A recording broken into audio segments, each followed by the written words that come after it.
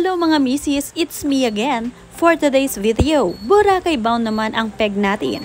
Plus, story time na din kung ano nga ba ang nangyari sa booking namin bago matuloy ang bakasyong ito. But first, don't forget to click subscribe and hit the notification bell to keep you updated.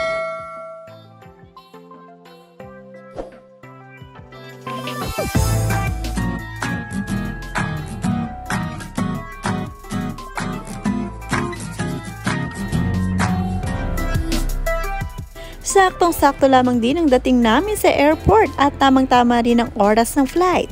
Dahil nga domestic lamang ang flight namin ay walang masyadong tao. All is well hanggang sa makasakay na rin ng eroplano.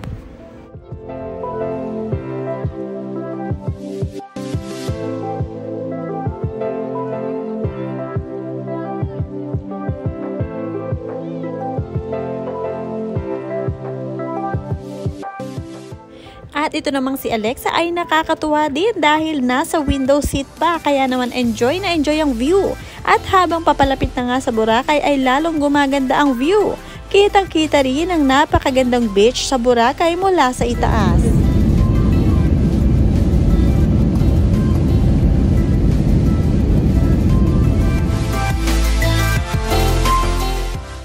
At hindi rin nagtagal ay nakarating din nga kami agad sa Boracay Airport na kung saan ay tila ba naman hindi napagod ang mga kasama naming bata at tuloy pa rin ang paikot-ikot. Pagdating nga sa airport ay naghihintay na rin ang aming round trip service na van mula airport, jettyport hanggang sa hotel. Sobrang kaibabait nila Kuya Melvin na nagsilbing pinaka-tour guide plus service namin sa Boracay.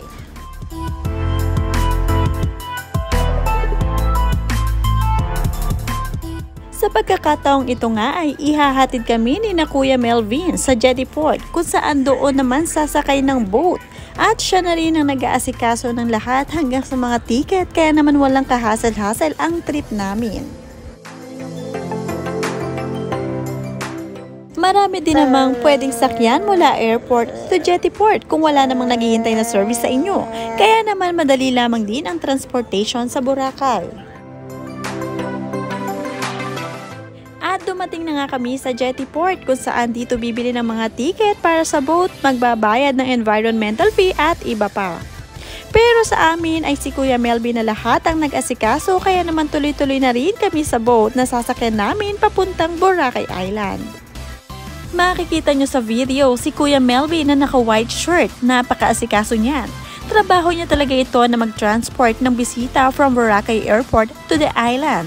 Pagdating naman sa dami ng nag-o-offer na magbuhat ng mga luggages nyo ay hindi na kayo hirap. Pwede naman natin silang bayaran para sa pag-aasikaso ng mga dalahin natin.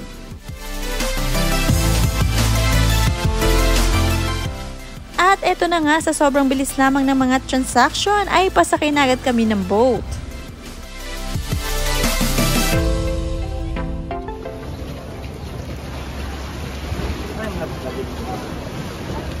Kaya mo muna sa ibito mo na may makama. Maalon, no? Maalon? Mas mabuting ngayon, sir. Mga ilang araw sa sakon. Ulan. Sir, kung may bakin, kung mo nang yan, stop mo na yan. Medyo maalon-alon nga papuntang Boracay Island, pero sasabayan ko na muna ito ng aking story time. Bago pa kami mag-Boracay ay nag-decide na nga kami na magpabook na lang sa isang travel agency para naman all-in package na at wala nang iintindihin pa mula sa airfare, hotel and side trip sa Bora. At dahil nga sa napili naming agency na ito, sobrang naimbyer na talaga ako at wala silang isang salita. Marami na rin palang na-scam ang agency na ito. Nagtiwala kami dahil nga bago kami magpabook sa kanila ay chinek namin mabuti at mga influencer o vlogger pa nga yung mga nag-endorse sa kanila, kaya marami ang napapaniwala nila. Kaya agad-agad ay nag-down ako ng 28,000, not knowing na magkakos pala ito ng stress sa lakad namin. Ang pangalan ng travel and tour agency na ito ay Fulham Road at until now ay searchable pa rin sila sa Instagram at Facebook. Sobrang stressful talaga at sobrang dami rin ang nagrereklamo sa kanila. Katunayan, bumuo na nga ng grupo sa Facebook ang mga taong na-scam nila na one day before the flight ay saka kayo ika-cancel.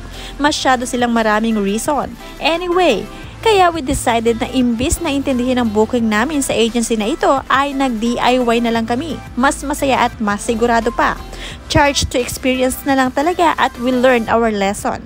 Mas mabuting DIY na lang lagi, pero hindi naman lahat ng agency ay kagaya nila. At eto na nga, dumating na agad kami sa hotel at may pa-welcome drinks and plated cupcake pa. Sobrang heartwarming ang pa-welcome, mapifeel mong special ka. Hindi na nga agad makahintay ang mga batang ito na magsiliguan sa swimming pool. Basta talaga swimming, active na active ang mga bagets kahit kadarating lang namin. At ayan na nga, gabi na rin, galing kami sa kabilang room na kinuha namin dahil 2 room ang binook namin para sa aming lahat. Hindi pa rin napapagod ang mga bagets at tuloy pa rin ang mga laro, kaya naman sige na, bahala na lang kayo dyan.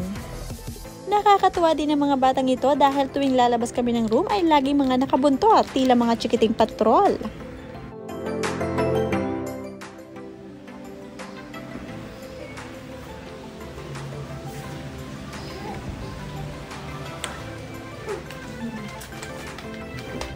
Good morning mga misis, this is our day 1 in Boracay and ready to go na kami para maglibot-libot at mag-beach na rin, kaya naman nagsibihis na kami ng pang day 1 outfit namin.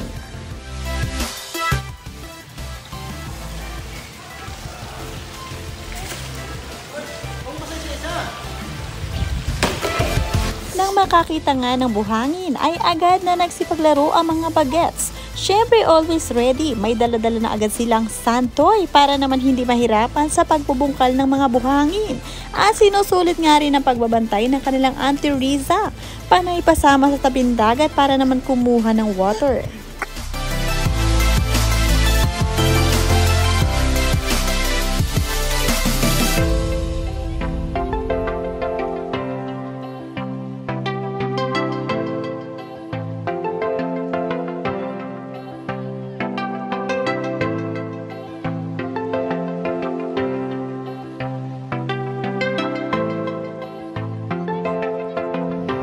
At syempre hindi naman tatagal ng puro laro-laro lang, kaya naman bumili muna kami ng isa sa mga sikat na fruit shake sa Boracay. Walang iba kundi ang Halo Mango na pinipilahan nga dito. Bibili ata ng